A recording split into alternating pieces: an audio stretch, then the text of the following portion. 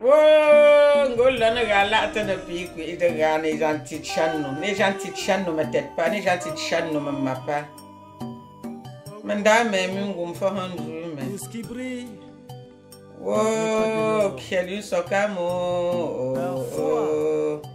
Les personnes les plus cruelles. Oh, fonga tout poké musan lumbe quoi. Hamba mumi, babu mi, babu chamanga, certain de ça. Je me vois, je manque no wa. Manunga mangon du londum kungonju, kuntum ton d'amarança. Tombo, cher éditeur, la féminicide rescapé vous raconte son vécu. Après avoir passé de 9h, 10h, 11h, 12h et presque 5 heures avec mon médecin spécialiste dans les maladies sexuellement transmissibles, à savoir le HIV-Sida, j'ai regagné mon domicile. J'étais toujours dans... J'étais comme si j'étais dans des vagues qui ne cessaient de me bouleverser. J'étais vraiment pas en moi. J'étais vraiment dans un état secondaire. Après cette tentative de suicide, après ces différentes personnes vers qui je me suis tournée pour trouver un réconfort, finalement, je suis retournée dans mon lit dans lequel j'avais déjà exposé les photos de mon mariage pratiquement dans tous les 4 angles de ma maison et de ma chambre. Je soulevais ma tête, je regardais les photos pour lesquelles l'époux m'a contaminée. Mais je ne m'en revenais pas. Je ne m'en revenais pas. Je suis quand même une Africaine d'origine, mais je suis une Européenne depuis très longtemps. Le HIV-Sida est une maladie qui a fait son apparition dans les années 80, s'il vous plaît. J'en ai entendu parler et j'avais toujours cela comme en méfiance dans mon éducation de mère de famille que j'étais. Dans mon éducation de mère de famille que j'étais, je disais toujours à mes enfants, vous êtes une génération sortez couverts. Et je les fournissais les préservatifs, si au cas où. J'allais voir mon fiancé au Cameroun avec des tonnes de préservatifs, si au cas où. Et c'est cet homme-là qui me fait ça. Mais on est où là?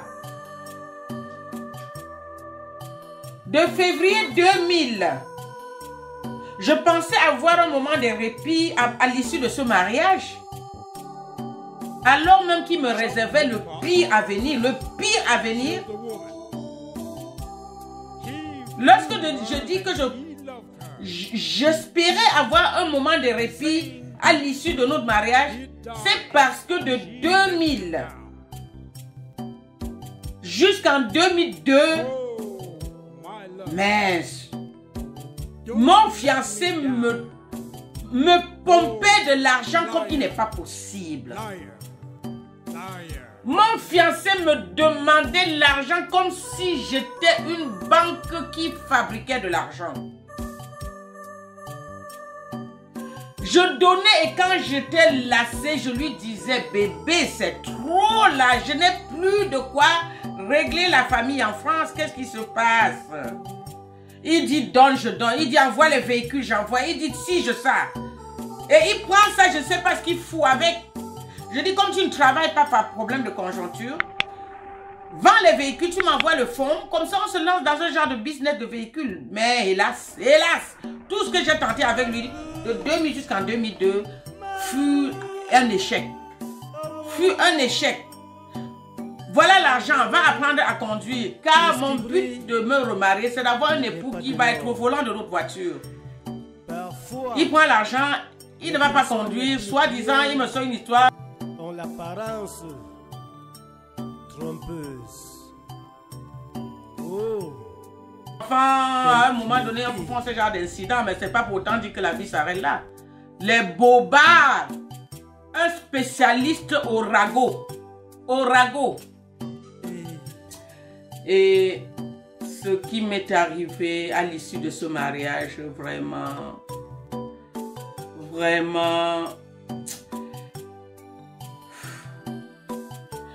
j'ai dit donc les efforts ne payent donc pas. Ne dit-on pas que qui ne risque rien n'a rien? En fin de compte, j'ai risqué pour après avoir que des conséquences abjectes, ma santé détruite, mon argent parti à la volée comme ça, à la merci d'un inconscient, d'un irresponsable, d'un criminel.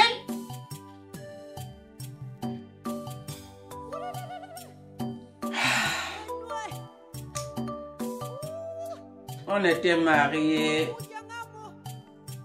Je me devais de suivre le conseil de mon médecin. Et c'est comme ça que je décidais d'aller faire venir mon époux avec moi en France. J'ai effectué le voyage pour le Cameroun. C'était le 6e voyage que j'effectuais, alors même que j'attendais qu'à l'obtention du visa, c'est lui qui vient vers moi. Mais hélas, il a fallu que je fasse encore un autre ultime voyage. Une 6e fois de voyage dans le compte de mon époux. J'arrive un matin, je ne le préviens pas. Je le vois chez papa et maman, puisque c'est là où il était domicilié. Dans sa petite chambrette à côté de leur WC. C'est là où il dormait. Avec son petit lit. J'arrive, j'ai pris un vol de nuit, j'arrive le matin. Et c'est papa et maman, avec leurs belles paroles, Yane Yobiso. Ok. Il sort derrière en train de laver sa chemise. Dieu seul sait ce qu'il faisait là-bas. Je n'étais pas là, mais je lui avais dit une chose. Mon chéri, on a des projets d'avenir ensemble, n'est-ce pas? Fais ce que tu fais, mais sois honnête envers moi. Dis-moi tout. Car à mon état d'une personne adulte, je ne pourrai que te comprendre. Mais dis-moi tout, car le mensonge tue et la vérité sauve. Je lui disais ça. C'était même devenu comme une parole à répéter dans ma bouche. Le mensonge tue et la vérité sauve. La vérité délivre. Je lui disais ça puisque mon côté croyante me rabat souvent dans les paroles évangiles. Mais quand tu as affaire à quelqu'un qui, à la limite, sort de quelle planète, je ne sais, il me laissait croire qu'il me comprenait, alors même qu'il ne me comprenait pas du tout. La preuve, dégâts sur dégâts sur dégâts sur dégâts. Et à chaque fois, qui est la perdante dans tout ça? C'est moi. C'est encore moi. C'est toujours moi. C'est le mari de quoi? C'est le mari qui va venir me faire quoi?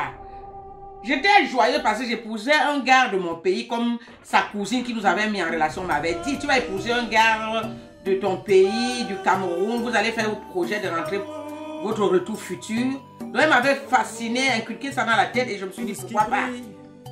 Mais hélas, c'était l'homme à ne pas recommander à qui que ce soit, même pas à son pire ennemi. C'était l'homme invivable.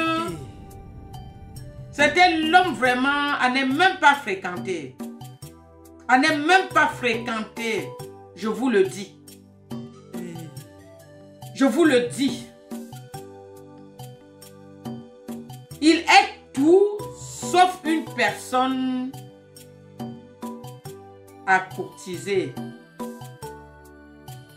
Je dis bien, il est tout. Il arrange son apparence extérieure, bien entendu, en tant qu'un vrai trompeur pour vous tromper. Mais comment, une fois que vous tombez dans son piège, comment il se donne le vilain plaisir de vous manipuler. De vous manipuler. Donc, tonne de malheur à celle qui m'avait mise en relation avec Nazeta Nienono, ce Don Juan criminel. Don Juan criminel. Escroquerie, menteur, fabulateur. Et comme si ça ne suffisait pas, sidéen et sorcier. Moi, une mère de famille, tu m'orientes vers un homme comme ça. Je n'ai pas besoin d'un homme comme celui-là, s'il vous plaît. Il n'a pas la carte à jouer avec. Je voulais un homme stable, responsable, qui vient dans une famille et qui m'aide même à éduquer mes enfants avec moi. Mais je ne veux pas une saloperie ordurier que tout ce qu'il a en tête, c'est de propager sa maladie à tout vent bon, à tout ce qui... à tout, il tire sur tout ce qui bouge, quoi. Non, c'est pas un homme fréquentable, ça. C'est pas un homme à conseiller à une mère de famille, ça. S'il vous plaît, toi que je t'appelle Fonga Kemuson, le malheur que tu avais voulu, tu m'avais mis dedans, tu le récolteras d'une manière ou de l'autre. Et cela de génération en génération, vraiment. Ça, c'est vraiment une cruauté gratuite. Gratuit parce que moi-même, je ne comprends pas pourquoi vous m'avez fait autant de mal. Je ne comprends pas. Je ne comprends pas. Si je n'avais pas été au mariage de ta nièce Karine, tu ne m'aurais jamais connue. Et toi, Karine, tu crois que je suis devenue quoi, toi? Toi, Karine, ma filleule.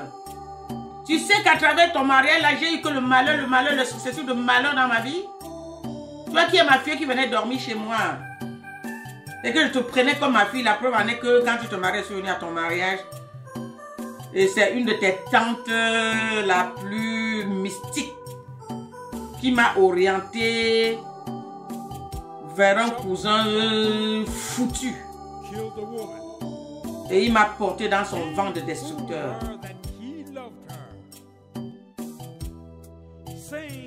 Donc vraiment,